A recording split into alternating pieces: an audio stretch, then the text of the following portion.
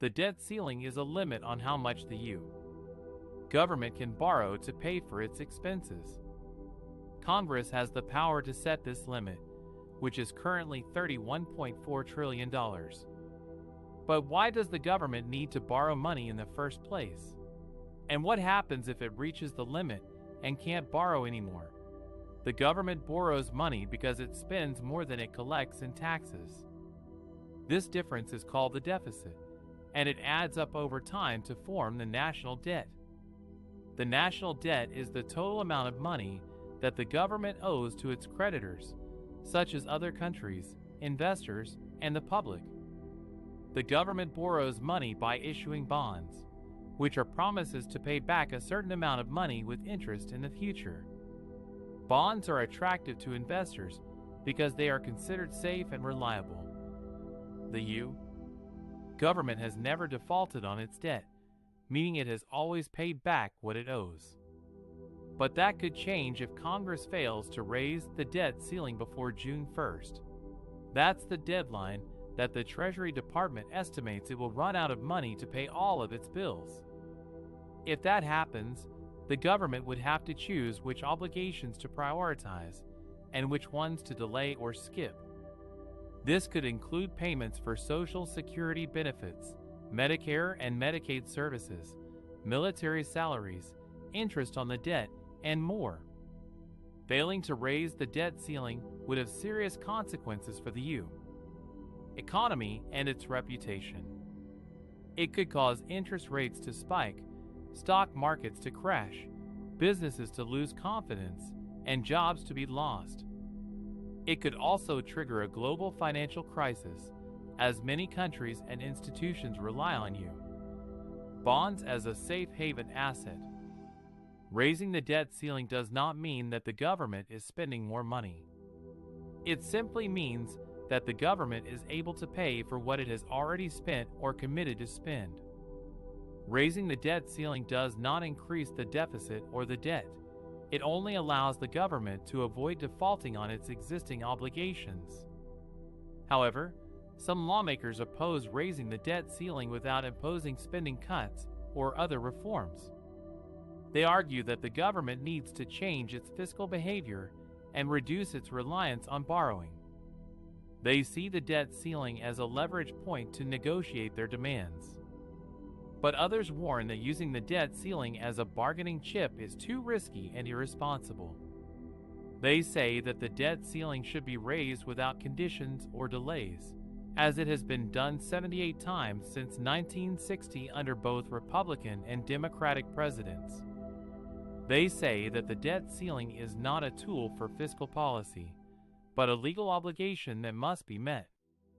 The debate over the debt ceiling is not new, but it has become more contentious and frequent in recent years. The last time Congress raised the debt ceiling was in 2021, after a prolonged standoff that resulted in a credit rating downgrade for the U.S. government. The current impasse could have even worse outcomes if it is not resolved soon. The debt ceiling is a crucial issue that affects everyone in the U.S. and beyond. It reflects the balance between spending and revenue, as well as the political divisions and priorities of Congress. It also determines whether the U.S. government can uphold its promises and maintain its credibility as a borrower. One of the main reasons why Biden is refusing to bargain over the debt ceiling with Republicans is that he believes it is a non-negotiable issue that should not be used as a political weapon. He argues that raising the debt limit is necessary to pay for the bills that Congress has already approved, and that failing to do so would have severe consequences for the economy and the global financial system. Another reason why Biden is reluctant to negotiate with Republicans is that he does not trust their sincerity or their willingness to compromise. He has accused them of holding the economy hostage and playing a dangerous game with the nation's creditworthiness. He has also criticized them for demanding spending cuts in exchange for raising the debt limit, while refusing to support his proposals to raise taxes on corporations and the wealthy to pay for his infrastructure and social spending plans. Biden has also indicated that he is open to some possible areas of agreement with Republicans, such as clawing back unspent coronavirus relief funds and reforming the permitting process for new energy projects. However, he has not made these issues a condition for raising the debt limit, and he has not ruled out other options if talks fail, such as invoking the 14th Amendment to declare the debt limit unconstitutional. The debt ceiling is the legal limit on how much the U.S. government can borrow to pay its bills. If Congress does not raise it by June 1st, the Treasury Department will run out of cash and default on its obligations, which could trigger a global financial crisis. President Joe Biden has repeatedly said that he wants the debt ceiling to be raised without any conditions, arguing that it is a matter of paying for what Congress has already approved.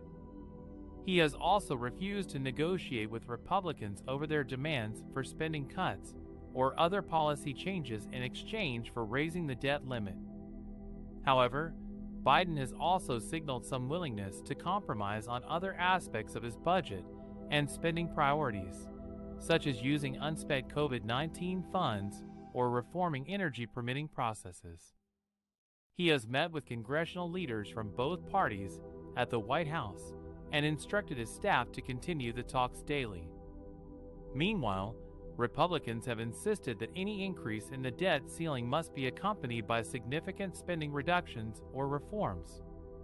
They have also proposed a plan that would tie the debt limit to a balanced budget amendment, which Democrats have rejected as extreme and unrealistic. The current status of the negotiations between Biden and congressional leaders is unclear, but both sides have expressed some optimism that a deal can be reached before the deadline. However, they also face serious challenges and disagreements over how to address the nation's fiscal challenges and priorities. The potential outcomes and implications of a deal or a deadlock are also uncertain, but they could have major consequences for the economy, the markets, and the public. A deal could avert a default and provide some stability and certainty for the government's finances and operations. A deadlock could lead to a default and cause severe disruptions and damage to the U.S.